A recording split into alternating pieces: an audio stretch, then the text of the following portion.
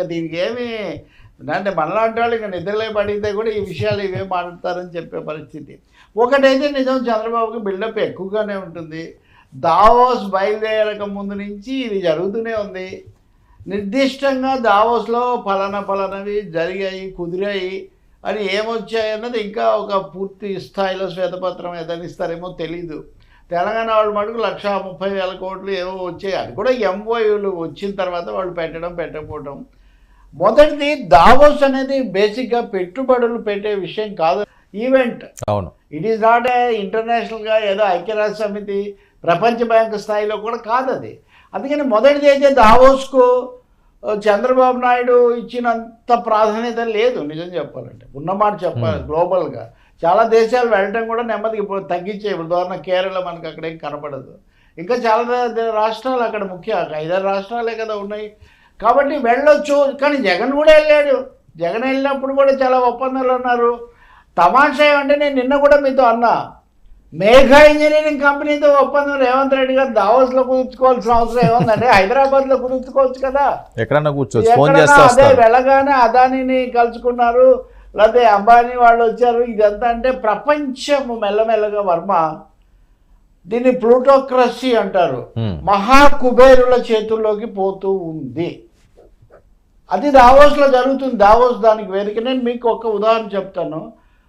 Trump ప్రమాణ స్వీకారానికి భారతదేశం తరఫున విదేశాంగ మంత్రి జైశంకర్ హాజరయ్యారు. 2 సార్లు వెళ్ళారు అంతకుముందు కూడా. ఆయన అనుభవజ్ఞుడు కూడా. కానీ మీరు జైశంకర్ ట్రంప్ ఫోటో చూడరు. ట్రంప్తో నీతూ అంబానీ, ముఖేష్ అంబానీ ఉన్న ఫోటో చూస్తారు. అవును.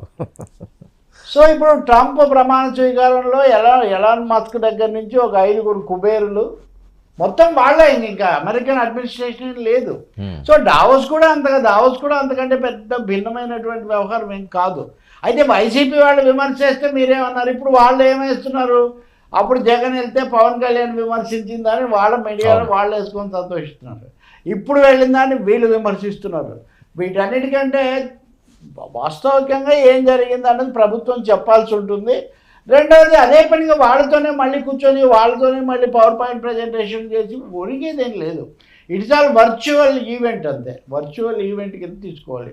లోకేష్ ఇంటరాక్ట్ అయినట్టున్నాడు చాలా మందితో. ఇంకా అక్కడ అంత బిజీగా ఉంటే లోకేష్ పుట్టినరోజు గురించి ఇంత చర్చలు ఇవన్నీ ఎందుకు జరుగుతాయి చెప్పండి.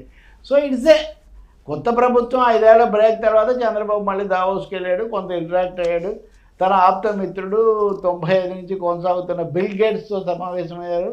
ఇవన్నీ ఒక విధంగా రొటీన్ యాక్టివిటీ అనే అనుకోవాలి. సార్, బ్రేక్ త్రూ ఏదో వచ్చింది, లేదా చాలా ఇంకొకటి కూడా ఉంది.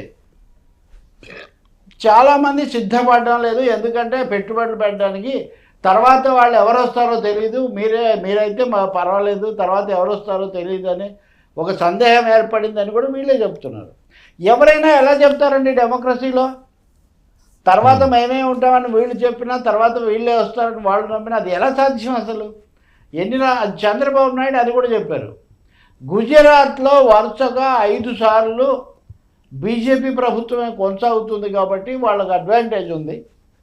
అంటే వాళ్ళు ఏం చెప్తున్నారంటే మోరర్లెస్ వచ్చేసారి కూడా చంద్రబాబు ప్రభుత్వం ఏర్పడితే, చంద్రబాబు ప్రభుత్వం కాదు పవన్ కళ్యాణ్ ప్రభుత్వం అని లోక్సభలో జనసేన వాళ్ళు అనుకోవచ్చు, మనం ఏం చెప్పలేము.